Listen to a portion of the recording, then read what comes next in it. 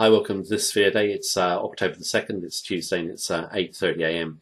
GMT. Just going to look at a couple of trade setups today. They're going to be CAD CHF and CHF JPY. Now, we did look at CHF JPY last week. I just want to update that trade setup. Now, in relation to both these trade setups, use the same four-step process to time my entry. Now, in terms of this trade setup, it's going counter to the prevailing trend, trying to catch a turning point. Now, in terms of catching turning points, obviously if you time them correctly, you can get really good risk to reward, low risk and high reward, and you can get a lot of these trade setups wrong and win over the longer term. Logic of the process is pretty simple to understand. I'm going to go through it and go through the setups now. So we'll go to the charts now.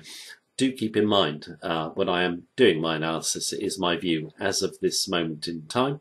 It can change in line with the market conditions. If you want all our trading techniques and our daily technical analysis of 14 major Forex pairs, you can click on the link beneath this video and get live access to our member center. Right, let's take a look at the charts and do CAD CHF first. Right, on the chart of CAD CHF, and just go through this counter trend setup, just 4 points very quickly. What you want is a volatile price spike or a very aggressive move to the upside that moves outside of two deviations from a mean price. Now, if you're unfamiliar with those terms, I'll just explain it. We're just using a Bollinger Band or Bollinger Bands on the chart to measure volatility.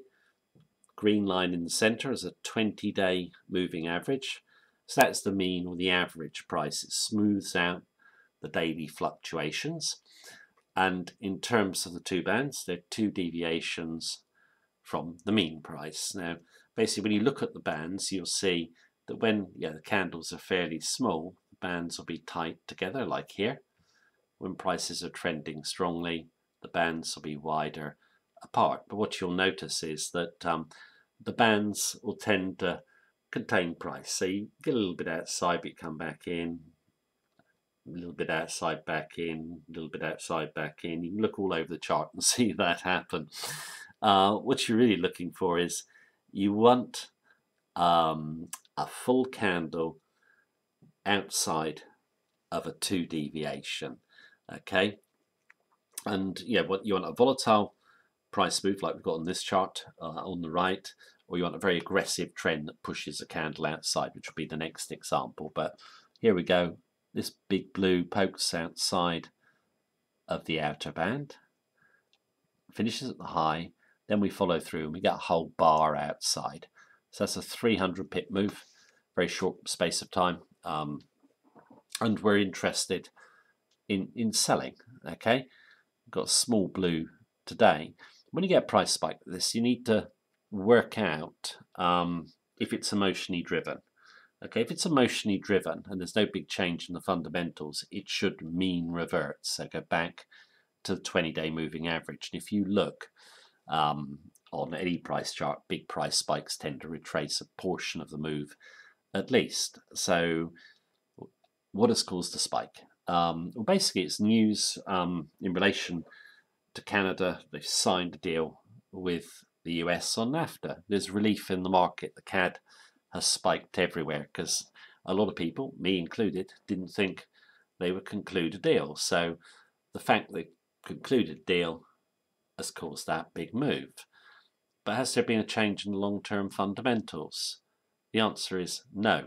That spike is just emotion in our view, because the deal that's been signed is slightly worse than the old NAFTA deal. So why would that be positive for the Canadian dollar long term? It's not, is it? Also, steel and aluminium tariffs have yet to be decided. So it's a slightly worse deal for Canada, and the Canadian dollar rallies 300 pips. Like I said, that's just the market relief that there was a deal. It's not long-term bullish in our view. So we want to sell. So what we've got here is full bar outside, touches 77. We're a bit lower this morning. Round numbers are always significant. So 77 is resistance. the lower high. So just draw a quick trajectory. So kind of just on that line. So my line's a bit thick. I've obscured the candle. So we're really looking for this price spike to fade. So where are we going to sell her? 2 candle bodies there line up with the low of the day. So that is 76.65. So we can just come in below that level. All right. And we've got a gap here, outer band. We should come back from the outer band, looking for it to fill the gap. How far am I looking for us to go on the downside?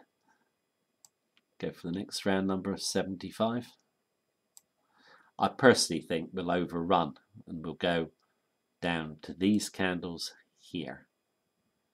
The fundamentals have not really moved in Canada's favour throughout that move, in our view. Here's the first level. Possible run on to the second level. Where would you place your stop? You don't want to place it right behind the round number. You want to be one level back. So I'm going to say at least 77.40. I'd probably be 77.55. Watch her come through and see if she runs. Then you can bring your stop down. Okay. And so overbought, stalling. If you look at momentum, you've got totally flat stochastic at overbought. RSI is now overbought. Last time it was overbought on this chart was on that price peak there. Okay, so it's a very simple setup, and you're going to be right or wrong pretty quickly. Okay, now I want to now look at a similar setup, which is the one we did in our last video, which is CHF JPY, and we'll just update the price action in terms of that pair. So let's go and take a look at it. Right, on the chart of CHF JPY, a slightly different type of price action this setup to the last one, but we're looking for the same thing. We're looking for a nice aggressive move up and a move outside of the outer Bollinger Band, which came here. Became interested in it when this candle really moved up strongly outside of the band, and we want to see if we can follow through. Now, the news story behind this that basically drove that portion of the move was the Bank of Japan. Everyone was saying that they were bearish, they'd done nothing. Okay, so just thought the price spike would fade. If you want the full kind of story of why we did it, you can just look at the previous video. But I want to see if it followed through and if it came off this level of resistance here. So if I draw my line, okay, so we got poke 118. You can see there's a couple of candles and one got through it on the left. Hopefully you can see that clearly. Now she's come back. We think the spike is going to fade. Won't sell it because it's still finished blue outside the band, but as soon as we hit a new came through the low of this candle the next day, we're going to sell on that one. Then we're going to just drop down to the mean. So coming at 117.40, we're now at about 115.60. So it's 180 pips. You've hit the mean, you can take profit. Now, the one thing that I would say here is that I said in the last video, I think prices have still got further to run. But we have reverted to the mean, so what you can do, take 50% of your profit in, okay, and then run 50% and bring your stop down. So you've got some profit banked, it's in your account, and then the second trade, you'll come out with a smaller profit if you get stopped out, but you're going for a bit more on the downside. Now, how far are we looking for this to go? Should get to 115 in our view, and then back to major support at 113. All this move up here is really to do with the Bank of Japan being bearish. There's no big change in the fundamentals, and we don't see the Bank of Japan as being as bearish as the market. Now, in terms of second trade, where would you put your stop? Well, you got some, I'm just drawing a trajectory in, lower highs, and you're through the mean. Yeah, so this should provide resistance. This candle here, if we did break out, should. So I would say a good place to put the stop would perhaps be back there between those two candle bodies. So at 116.80. Okay, and then see if she runs onto the downside. Now, in terms of this setup, just selling spikes outside of the outer Bollinger Band and looking at the news, if you look statistically at it, you do tend to find you do mean revert pretty quickly. And if you look over on the left here, this one outside there, mean reverts. Okay, you've got to be selective. You've obviously got to get your timing right and your stop, but with a little bit of practice, that's, in our view, pretty easy to do. You are going to be wrong on a lot of the trades you do. We certainly are, because you are going for the turning point. But going for the turning point gives you good risk to reward. That's what you want in Forex trading, in my view. I just like counter trend trading, and the logic of this setup is easy to understand statistically. If you look back at big price spikes and Bollinger Bands, you can see how it can give you a kind of edge in your strategy for profits. That's my view anyway. So that is the video for today. Thank you very much for watching me as usual. Take care and have a good day.